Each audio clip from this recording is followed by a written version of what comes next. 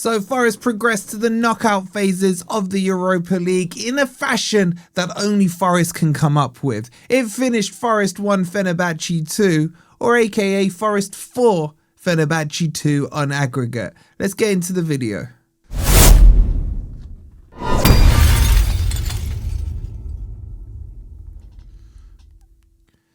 Hi guys, hope you're doing well and welcome to my match reaction to whatever that game was last night. Coming up, we're gonna have to start talking about the players. We really are. I think certain players have gone away with murder this season, and you can't blame a fourth manager now, can you, on these players? So make sure you've liked, make sure you've subscribed. Apologies, there was no player ratings last night, so I'll kind of amalgamate the two together. We'll have a grumpy old Reds tonight.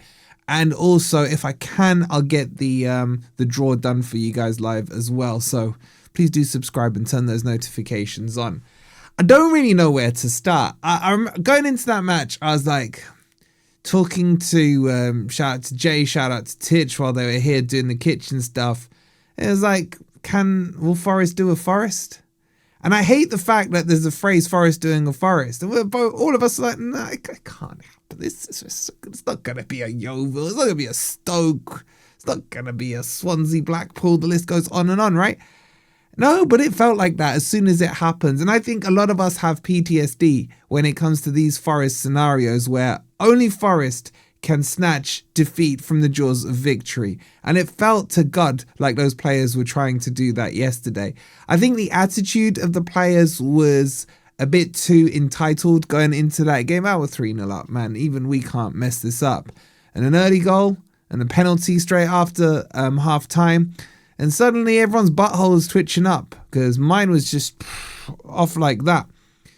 But, you know, the big boys came out. You had them come out. I thought Sangare did well when he came on. I thought Einar was brilliant in the game yesterday. And Callum Hudson-Odoi got his goal. I couldn't have been happier to see him score a goal. And it was on his left foot. And it wasn't a finesse shot. Nice to see a different array of shot coming from him. But this brings me on to the main point. Sean Dyche had a point. I hate to say it. But when he was talking about players knocking on the door and they're not good enough and what have you, although I don't agree with what he did, saying it publicly, it's kind of hard to argue with it. I thought McAtee was horrific. I thought Morato, horrific again. Yet another mistake from him costing us a goal. Who else was playing that doesn't normally play? Luca. Oh my God, Luca. I don't want another Italian signed at Forest. And I got no beef with Italians. I grew up with them left, right and centre in Bedford, right? But Italians and Forest are like water and oil. It just doesn't mix, man. Let's not do Italians anymore, please. Like, all right, Savona, I like Savona. But my God, Luca, I see nothing there. I see a guy who can't control a ball. I see a guy who's not physical. And then you think to yourself, okay, if you're not physical, you can't control the ball, we can cross the ball and you're going to win every header. Or the keeper's going to go long and you're going to get every flick on. Didn't see any of that. I just didn't even see the closing down there. Pereira was clearly setting them up with a little press on, and I thought Luca was very slow in the press. I hope I'm wrong.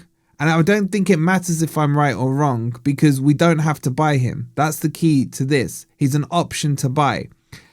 I'd rip up the loan contract right now and I'd do whatever I could to get Callum Mwendo back and get him in this squad because he can score goals. He can put himself about. People are going to be like, oh, but at Forest, he wasn't great and he didn't do it. He can score goals, man. He wasn't used. He wasn't utilised. He has the talent. That's the thing. He just didn't get a run of games. And this is my frustration now. I am starting to get annoyed with some of these players. Look, don't get me wrong. I'm more than happy that we've got through. But I went into that game off the back of the Liverpool and the first leg against Fenerbahçe with a little bit of chest. I thought, you know what? The boys have been playing well. Yes, we created 52 shots. Yes, we scored no goals from it. But I like the style of play.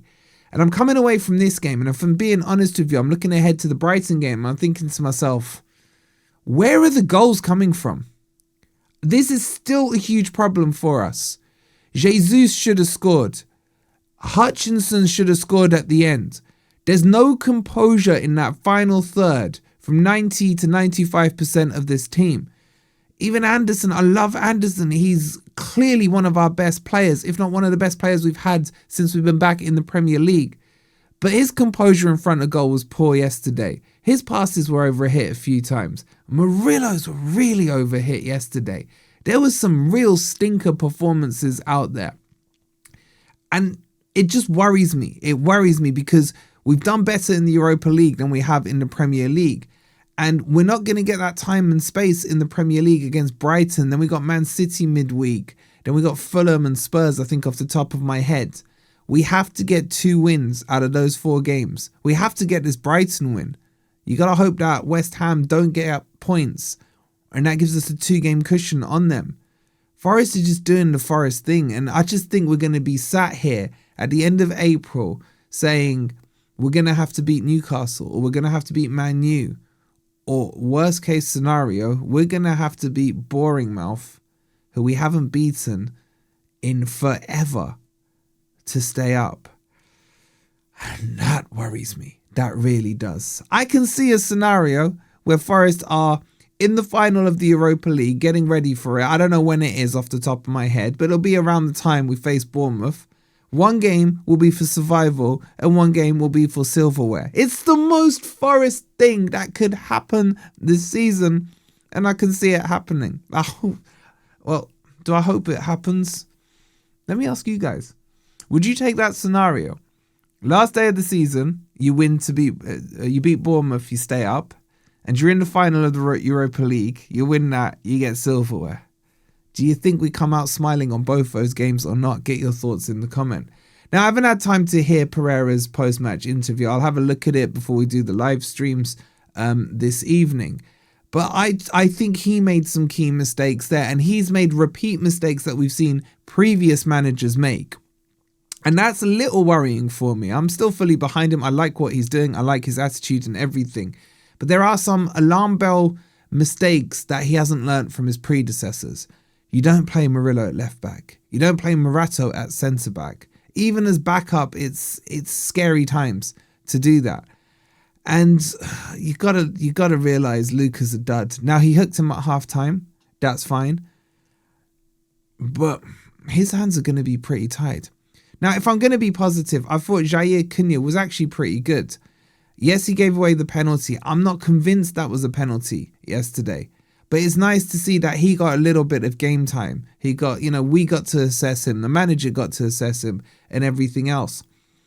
But outside of that, guys, honestly, there's not too much I can take away from that performance. Otherwise, to hope it was a little blip. You warm yourselves up into these knockout stages now. Forest are probably going to get a decent-ish run to the semi-finals. We can't play Lyon or Villa until the semis and the final. There are some banana skins between now and then. But my worry is we are our own biggest banana skin. Forest will do the most self-sabotagey things you can ever dream up and imagine and think that's an impossible scenario to do. And we find a way to do it. Roll on Brighton and let's see the next phase of this roller coaster. I'll see you for the draw. I'll see you for Grumpy Old Reds later tonight. Get your thoughts in on that game. Let me know how you're feeling going into this Brighton game. Are you more or less confident? Or are you just saying Forest are doing what Forest do? Hit the like, subscribe. Come on, you Reds.